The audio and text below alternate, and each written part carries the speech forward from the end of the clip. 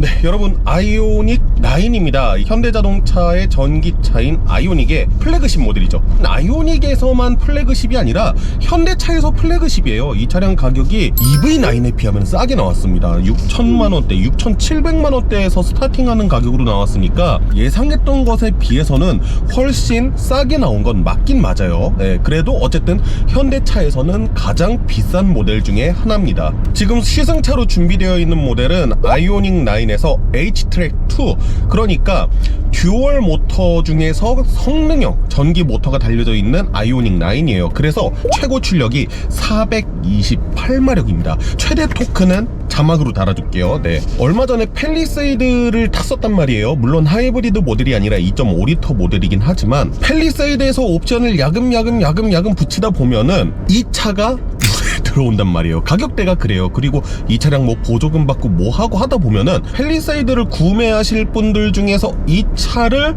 좀 눈여겨 보시는 분들도 계시지 않을까 싶어서요. 짧은 시간 동안 시승을 해야 되는데 그 동안에 최대한 과거에 탔었던 이 팰리세이드의 기억을 좀 끄집어내서 이 차량 과연 어떤지 여러분들께 전달드리도록 하겠습니다. 네, 저는 자동차 콘텐츠로 밥 벌어먹고 살아야 되는 채널 카밥의 권혁재 PD고요. 지금부터 시작해보도록 하시죠. 사실 아이오닉 9 같은 경우에는 오늘 신차 발표회를 하고 본격적인 판매에 들어가긴 했지만 지난해 미디어 프리뷰 행사를 통해서 미리 만나본 적이 있습니다. 그때 익스테리어 디자인, 인테리어 디자인, 공간 이런 부분에 대해서는 어느 정도 설명을 드렸으니까 오늘은 파워트레인하고 주행 감각을 중심적으로 해서 아마 설명을 좀 드리게 될 것 같아요. 그래도 팰리세이드를 그때는 안 타봤잖아요. 팰리세이드와 비교해서 잠깐 이 공간에 대해서 말씀을 드린다고 하면은 나타내고자 하는 분위기는 비슷합니다. 팰리세이드 같은 경우에는 차량 안에서 가구의 느낌을 살려내는 것을 원했고 아이오닉 9 같은 경우에는 라운지의 느낌을 내는 것을 원했어요. 고급스러운 라운지. 그래서 캘리그래피 트림 같은 경우에는 이런 알루미늄 형태의 트림이 들어가긴 하는데 문양이 기하학적이죠. 약간 대리석 같기도 하고 그러잖아요. 이런 데서 좀 고급스러운 느낌을 내고 싶어 했던 것 같아요. 그리고 스틸 느낌의 소재들을 쓰면서 이 위에 있는 가죽들하고 전반적으로 좀 대비가 되는 세련된 느낌을 표현하고 싶었던 것 같아요. 그러다 보니까 팰리세이드에 좀 부드럽고 나무와 가죽이 섞인 이 느낌보다는 조금은 더 세련된 느낌을 표방한다고 말씀을 드릴 수 있을 것 같습니다. 전반적인 레이아웃이나 이런 것들은 어차피 같은 현대차 기반이기 때문에 사실 뭐 그렇게 다르다라고 보기는 좀 어려운 것 같아요. 어느 정도 좀 비슷한 것 같고, 그리고 시승 차량 같은 경우에는 사이드미러가 전자식 사이드미러가 달려 있습니다. 그리고 차 키는 이겁니다. 싫어하시는 분들 많을 것 같은데 도심 상황이니까 신호도 걸리고 어쨌든 플래그십인데 오디오 한번 안 들어볼 수가 없잖아요. 오디오 한번 만들어 보도록 하겠습니다.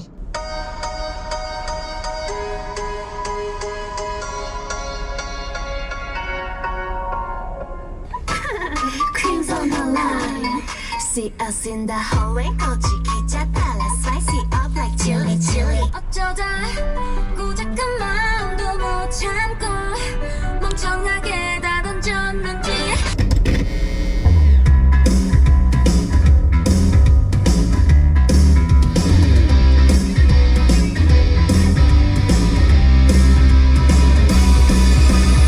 보스 오디오가 가지고 있는 그 특성이 있잖아요. 찰랑대는 음악은 그렇게까지 막 감동적이진 않은데 베이스는 기가 막히게 때려줍니다. 가요라든가 팝이라든가 이런 것들 들을 때는 정말 좋은 오디오라고 말씀드릴 수 있을 것 같은데 어쨌든 이 차량은 전기차이기도 하고 그다음에 현대 플래그십이기도 하고 그렇잖아요.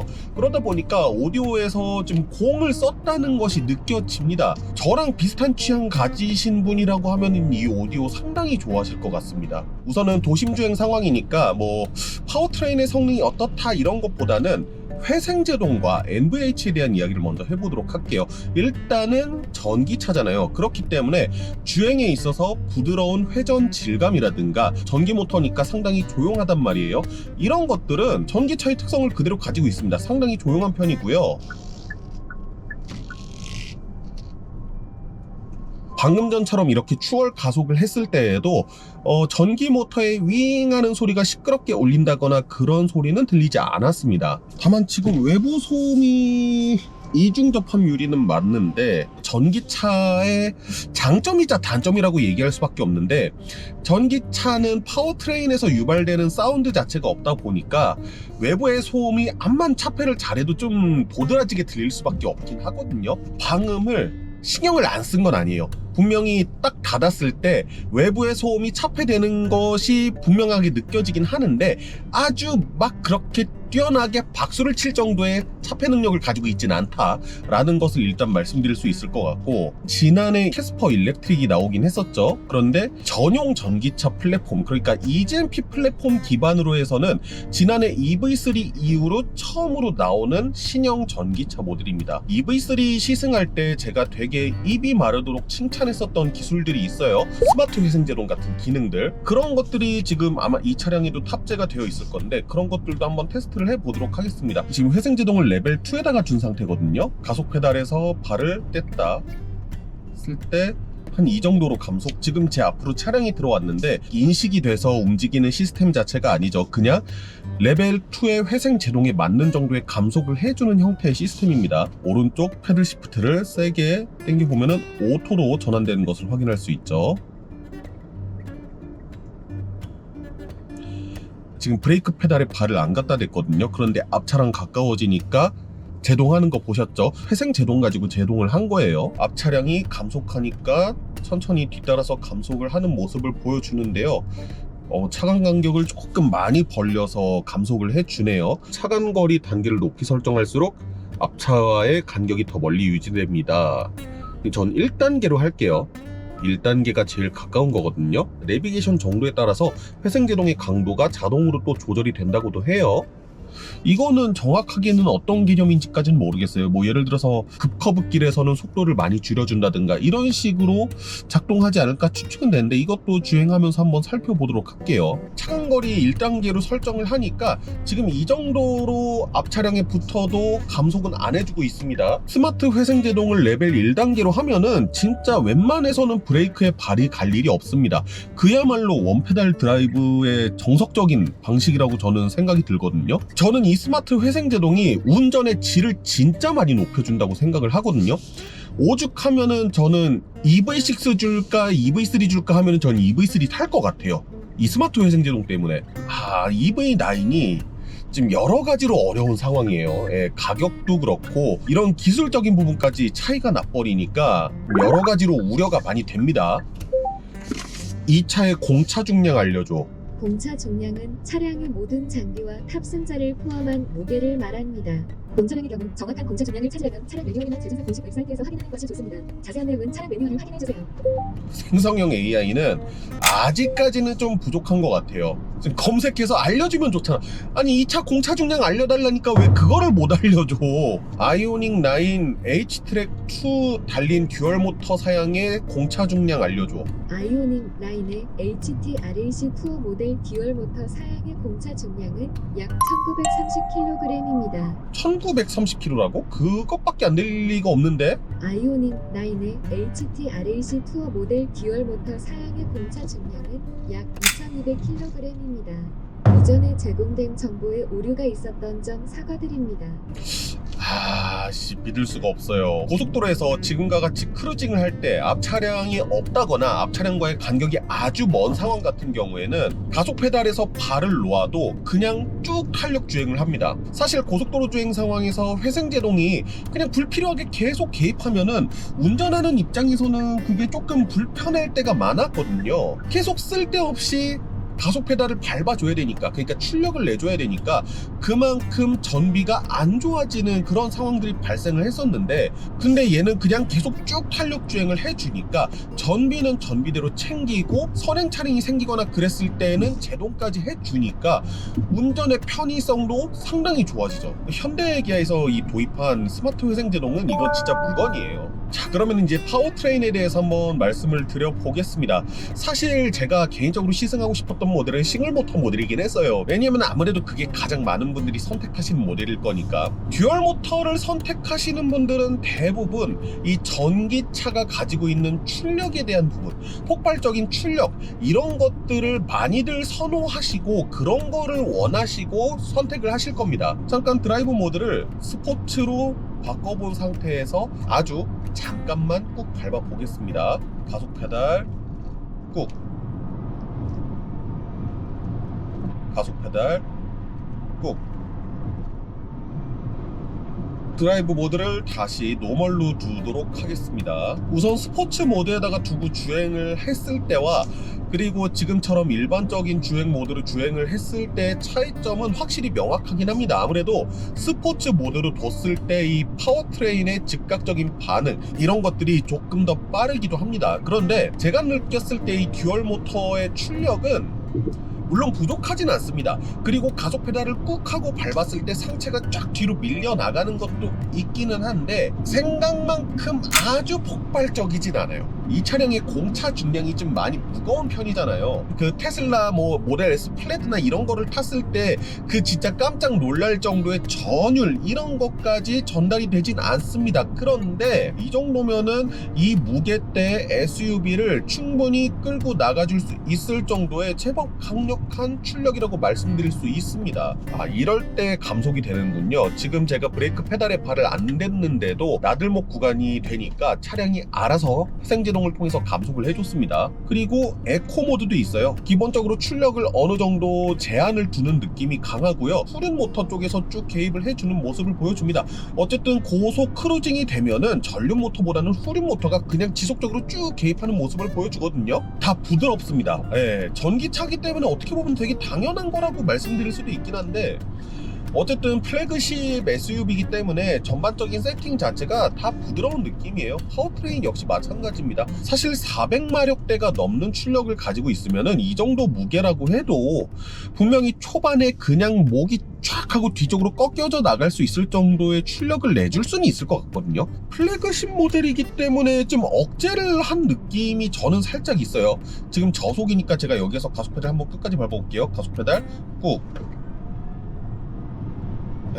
전기 모터다 보니까 초반에 가속할 때는 조금 폭발적으로 나가주는 느낌이 있긴 하네요. 고속형 듀얼 모터를 선택을 할 것인가 말 것인가, 물론 제가 다른 싱글 모터라든가 아니면 항속형 듀얼 모터를 안 타봤기 때문에 이게 뭐 기다 아니다 말씀드리긴 조금 어려운 부분이 있긴 한데 나름 뭐 저속에서 가끔씩 이렇게 딱딱 때렸을 때 쫙쫙 치고 나가주는 그런 느낌만 있어도 내가 이 차 가지고 서킷 깔 것도 아니고 그런 재미만 가끔씩 느끼면 돼라고 하면은 나쁘진 않을 것 같아요. 그리고 전통적으로 원래 이런 대형 SUV들은 좀 넉넉한 출력이 미덕으로 알려졌었거든요. 그래서 미국 같은 경우에는 이런 데에다가 V8 많이 때려 박잖아요. 그런 것들을 생각해 보면은 애초에 가장 출력이 높은 것을 선택해서 넉넉하게 다니고 싶다 하시는 분한테도 괜찮은 대안이긴 합니다. 그리고 성능형이긴 하지만 그럼에도 불구하고 복합으로 일회 충전 시에 501km는 또 주행이 가능하니까요. 그런데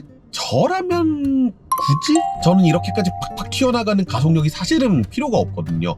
그런 것들이 필요 없다고 쳤을 때는 굳이 싶죠. 굳이 필요한가? 저는 만약에 이 아이오닉 9을 구매한다고 하면 싱글 모터를 구매를 할 것 같거든요. 왜냐면은 싱글 모터가 지금 이 차의 사양에서 전륜 모터만 뺀 사양인 거잖아요. 주행 모드를 에코로 놓고 주행을 하고 있어요.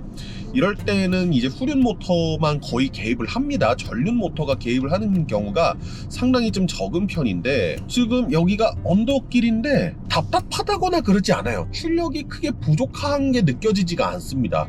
처음에 가속하는 상황만 제외한다고 하면은 사실 전륜 모터가 개입하는 일이 그렇게 많지가 않아요. 싱글 모터 모델만 돼도 뭐 충분할 것 같다는 생각이 들어서 이 부분은 제가 나중에 시승 차량 싱글 모터로 좀 구할 수 있으면은 그때 구해서 여러분들께 전달해 드리도록 하겠습니다. 자, 그리고 이 차의 승차감, 이거 제가 반성을 해야 될 게 하나 있어요. 뭐 시승 행사라든가 이런 게 있으면 전날에 좀 미리 공부를 했어야 되는데 제가 이 편집 일정 때문에 바빠서 이 차에 프리뷰 전자제어 서스펜션이라든가 에어 서스펜션이 안 들어가고 그냥 코일 스프링 서스펜션이 들어가 있다는 사실을 오늘 알았어요. 자, 그러면은 생각을 해봤을 때 동급의 내연기관 모델인 팰리세이드는 프리뷰 전자제어 서스펜션이 들어가 있었죠. 그 결과 제가 시승해보고 뭐라 그랬나요? 와, 승차감 정말 좋다라는 말씀을 드렸습니다. 반면에 이 차는 공차 중량이 무려 2.6톤이 넘어가요. 거의 2.7톤에 가까운 공차 중량을 가지고 있습니다. 그런데 코일 스프링 서스펜션이야. 세팅을 어떻게 하느냐에 따라서 이게 승차감이 정말 지옥으로 갈 수도 있거든요. 그리고 이 차량을 본격적으로 시승하기 전까지만 해도 분명히 대형 SUV니까 어느 정도 소프트하게 해놓긴 해놨을 건데 거친 노면에서는 어쩔 수 없이 되게 안 좋은 느낌을 올려주겠지라고 생각을 했어요. 그런데 제가 여태까지 오면서 몇 개의 과속 방지턱을 지나가 봤거든요. 괜찮아요. 무게로 그냥 꽉 하고 찍어 눌러버리는 듯한 그 느낌이 안 듭니다. 그 무게로 찍어 누르는 느낌, 과속 방지턱 앞에 있네요. 지금 시속 64km로 지나가거든요. 없어요. 난 이게 너무 신기해. 대체 서스펜션 세팅을 어떻게 했는지 모르겠어요. 댐퍼를 미친듯이 부드럽게 잡지 않았나 하는 이제 추측은 가능하거든요. 자, 이 옆에 과속방지턱 지금 30km인데 꽉 밟아서 네, 마지막 과속방지턱 같은 경우에 시속 60km로 지났어요. 물론 좀 야트막한 과속방지턱이긴 했는데 적어도 우리가 일상 속에서 만나는 과속방지턱에서 비롯되는 불쾌한 승차감은 아마 못 느끼실 겁니다. 지금도 과속방지턱 너무 부드럽게 지나가잖아요. 자, 그러면은 팰리세이드와 비교했을 때는 어떤 느낌이냐? 솔직하게 말씀드리면은 팰리세이드만큼 부드럽진 않아요. 팰리세이드는 진짜 부드러운 승차감의 느낌을 가지고 있었는데 아이오닉 9은 그것보다는 살짝은 떨어집니다. 많이 떨어진 게 아니라 아주 살짝 떨어져요. 기본적으로 소프트한 성향 자체는 동일합니다. 그런데 아무래도 전자제어 서스펜션이 안 들어가져 있는 상태에서 어쨌든 이 무거운 차를 버티긴 버텨내야 되잖아요. 서스펜션 자체에서. 그렇기 때문에 어느 정도의 텐션은 가지고 있단 말이에요. 거기에서 이제 비롯되는 살짝은 탄탄한 느낌이 있을랑 말랑해요. 이 차에서 탄탄한 느낌이 있는가라고 하면 선뜻 대답하기 어려울 정도로 가끔 이 탄탄한 느낌이 전해지기는 하는데 그 밸런스가 되게 좋습니다. 기본적으로는 그 밸런스 자체가 소프트함에 맞춰져서 밸런스가 되게 좋아요. 지금도 네, 지금 같은 경우에는 조금 뾰족한 과속방지턱이었거든요. 그런데도 넘었을 때 느낌이 그렇게 나쁘지 않습니다. 그건 있어요. 지금 약간 대각으로 과속방지턱을 넘었거든요. 지금 이렇게 대각으로 과속방지턱을 넘거나 이랬을 때, 그리고 지금 이 뾰족한 과속방지턱을 아주 세게 넘었을 때, 이랬을 때 전달되는 충격의 양은 어느 정도 있습니다. 팰리세이드로 우리가 그 거친 과속방지턱을 대각으로 넘었을 때 그렇게 불편한 느낌 없었잖아요.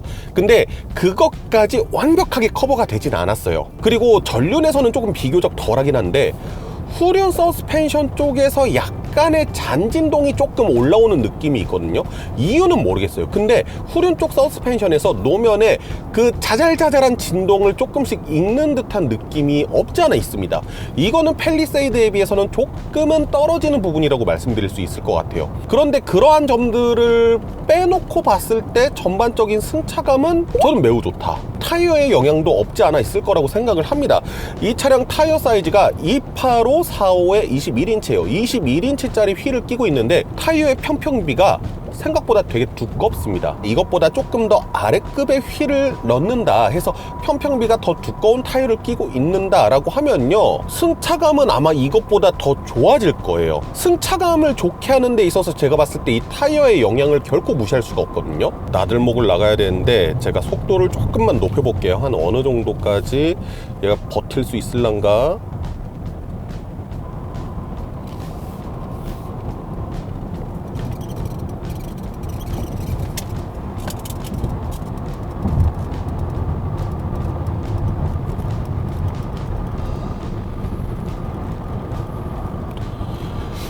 야, 그렇다고 해서 하체가 또 못 버티지는 않네. 아주 빡세게 굽은 코너는 아니긴 했는데 제가 저기를 지금 시속 100km 넘게 돌았거든요. 근데 불안한 느낌이 없어요. 이게 뭐지? 뭐 한 거지 차에다가? 조금 급격한 스티어링 휠에서는 이때는 좀 휘청거린다. 이건 어쩔 수 없다. 그래도 기본적으로 전기차다 보니까 차체 바닥 쪽에 바닥 쪽에 하중이 많이 집중이 되어 있잖아요. 그래서 위가 휘청거린다는 느낌보다는 아래쪽이 조금 더 빨리 가고 위쪽에서 살짝은 따라온다는 느낌이 강한 것 같아요. 기본적으로 무게 배분 때문에 막 차가 넘어갈 것 같다 이런 느낌까지 들진 않습니다. 제가 현대에서 보고 싶었던 승차감 세팅이 이런 거예요. 가족들이 타는 SUV면은 좀 이렇게 풀어준 만큼은 풀어줘야 되는 이 안락한 승차감, 제가 이게 현대에서 좀 보고 싶었던 승차감 세팅이었는데 저는 개인적으로 상당히 마음에 듭니다. 이거 촬영할 때 장비가 말썽이더니 결국 엔딩이 녹음이 안 됐어요. 불가피하게 나레이션으로 좀 대신하는 점 양해 부탁드리겠습니다. 사실 아이오닉 9의 경쟁 상대는 엄밀히 따지면 기아의 EV9이라고 볼 수 있는데요. 그런데 EV9은 현재로서는 아이오닉 9에 대적하기가 어렵습니다. 아이오닉 9이 가격도 저렴한데 배터리 용량도 크고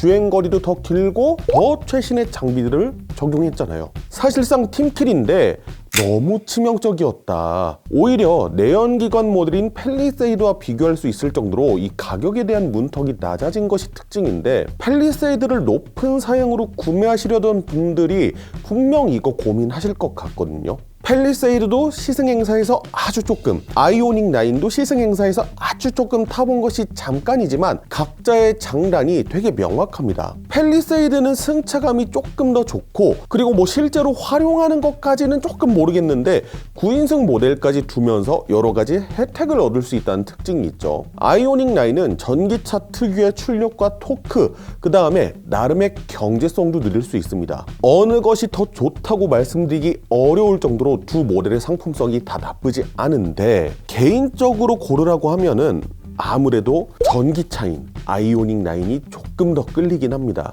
시승행사다 보니까 확실하게 이 차량을 모두 파악하는 것은 좀 불가능했는데요. 추후에 싱글 모터의 시승 차량이 준비된다면 그때는 장거리 시승도 한번 해보도록 하겠습니다. 지금까지 자동차 콘텐츠로 밥 벌어먹고 살아야 되는 채널 카밥의 권혁재 PD였습니다. 감사합니다. 제가 이걸 왜 지금 발견했는지 이해가 안 되는데, 아이오닉 9의 단점이 하나 있습니다. 이 차의 특징이 에어로 다이나믹의 좋은 형상으로 만들어서 일회 충전 주행 거리가 길다는 거잖아요. 그러다 보니까 앞에가 둥글둥글하게 생겼고 A필러도 상당히 눕혀져 있습니다. 그러다 보니 차에 탈 때 머리가 A필러에 걸립니다. 심지어 저는 시트를 제일 낮춘 상태였는데도 머리가 A필러에 걸리더라고요. 이 부분은 전시장이라든가 차량 시승하실 때 꼭 살펴보시고, 내가 이거를 좀 버틸 수 있다, 이 정도는 괜찮다, 이 여부는 한번 꼭 확인해 보시길 바랍니다.